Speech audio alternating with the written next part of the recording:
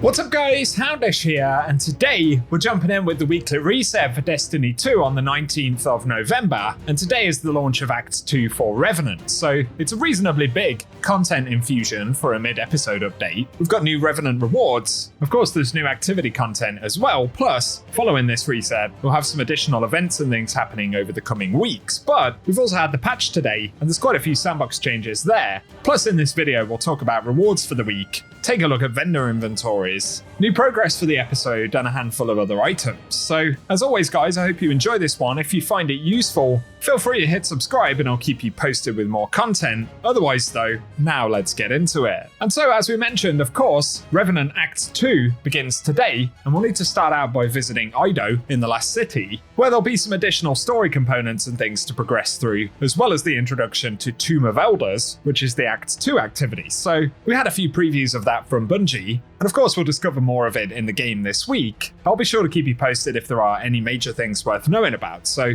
keep it locked and loaded here on the channel. But something else to be aware of this week, and the Vespers Host dungeon has double loot. This will last for an entire 2 weeks, so I believe it affects only the legendary loot pool, but if there's any armor, Artifice armor is included in this, or the weapons. If there's stuff you're looking to chase down, now is the time to get in and play some Vespers Host. Otherwise today, we have had a bunch of patch changes, so a bunch of roaming supers have been buffed. That means we can earn them much quicker. Plus there's been a bunch of changes to exotics, both armor and a couple of weapon adjustments. And we have previewed a lot of that stuff previously, so we won't go into it in full detail right here. But to mention some additional patch notes from the update today, Bungie say Act 2 is now available, with an added 50 Season Pass levels, new artifact perks, new tonics, and fieldwork missions. Hopefully Bungie haven't locked the new weapons that we're getting this week behind those. That will be interesting.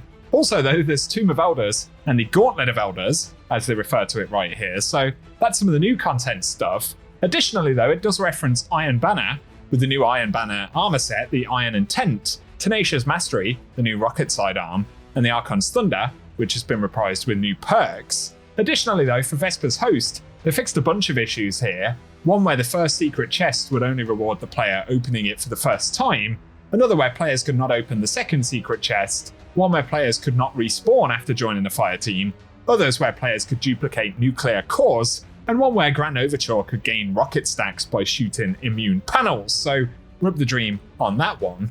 Finally though, of course there was the change for Telesto, and detonation damage has been increased by 20% in PvE. For Ariana's Vow, they fixed an issue where it was not dealing critical damage correctly in PvP. For Thorn, they increased base stability by 5, it's the same for Lumina.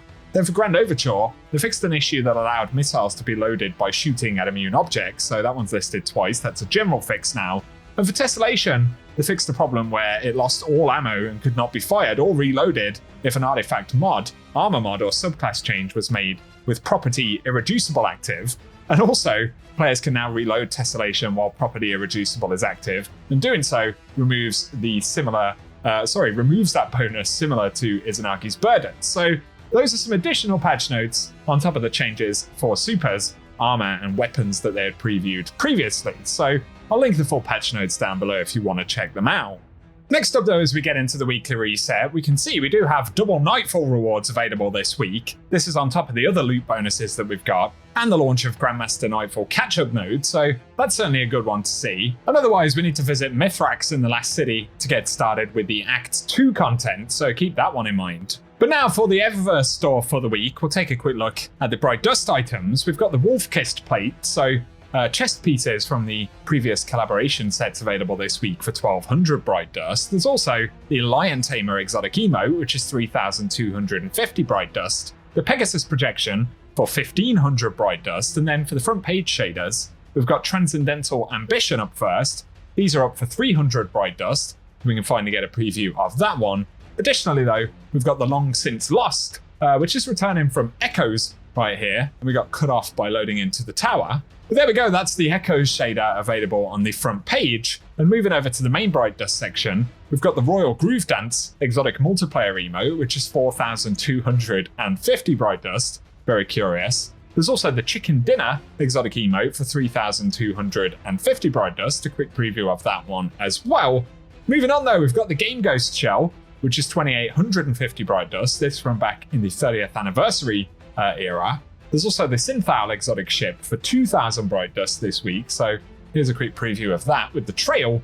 Also, we've got a new Sparrow for this season. This is the Derelict's Duty, a Drifter-themed Sparrow, which is pretty cool. That one's 2,500 bright dust. There we go, the preview finally arrived, so a rather curious looking Drifter ship-themed Sparrow. And then we've got the ornament for the Ergo Sum, the Dubito Ergo Kagito. I'm probably saying that really badly once again, but that's 1,250 bright dust, so a few items from back in the last episode this week. There's also the Fungal Projection, Ghost Projection, which is 1,500 bright dust. And then, for the second page of shaders, we've got Nectar Dynamo up first right here for 300 bright dust. Additionally, there is the Laguna Cruiser available this week. On top of that, though, we've got the Wayfarer's Guise up this week from back in Season of Defiance. It's just not happening, that one. There's also the Spark of Joy, a very pink shader from Season of the Wish. Finally, though, for the Transmat effects, we've got the Twin Snake effects, as well as the Shadow Legion entrance and the Lattice entrance available this week, all for 450 bright dust. So let us know if you plan to pick anything up. As we can see, though, Banshee is incredibly busy over here in the tower, and Bungie added some weapons that all players can pick up for free, with the exception, that is, of some of the dungeon weapons, as we can see right here at the end. So you do need to have completed the dungeons for these two. That one's Warlord's Ruin, and of course Vesper's Host.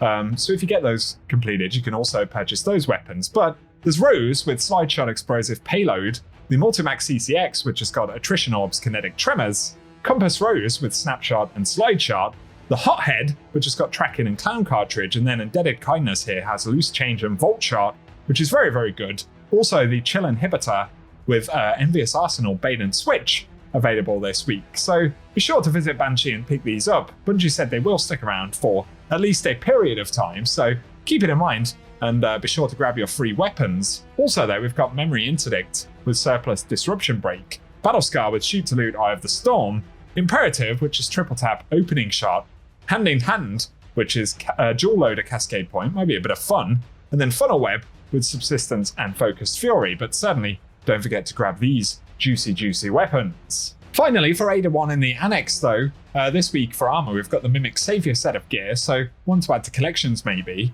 And then there is the House of Mayrin from back in the Black Armory era available this week, a very red shader, but pretty cool one. These are 10,000 Glimmer. There's also the Kairos Gold from the Curse of Osiris era, and finally the War Cult Camo shader available this week. For a few other mentions though today, the Nightfall that's featured is Birthplace of the Vial, but we also have the launch of the Grandmaster catch-up note, so if you've been looking to work on Conqueror for the season, we can do that a little bit earlier this time around than we did in Echoes. So there'll be 2 full months where we can work on the Conqueror title pretty much. Otherwise though, the exotic mission this week is Presage, so we can pick up the Dead Man's Tale there. Then for other featured activities, we have Deepstone Crypt for one of the featured raids. That means Eyes of Tomorrow and the legendary loot is completely farmable. The same applies to Root of Nightmares, where we additionally have the conditional finality as a drop. And then we've got the Prophecy Dungeon featured, as well as Ghosts of the Deep, which includes the Navigator as a farmable exotic this week as well. So some good stuff to go after on that front.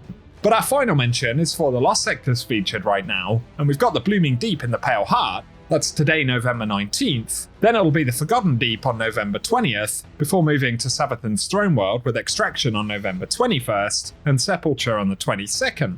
That's followed by Metamorphosis for November 23rd. Then we get K1 Revelation on the Moon for November 24th, and Bay of Drowned Wishes in the Dreaming City, which is featured for November 25th. And from those we can of course farm world weapons, as well as exotic engrams which can drop randomly on solo completions. For today though guys, that's what we have to speak about in this video, so as always I hope you found it useful. If you have, then a rating down below really does help us out. Also be sure to get subscribed and I'll keep you posted with more Destiny content. But otherwise, I appreciate you tuning in as always, and I hope you guys have an awesome day.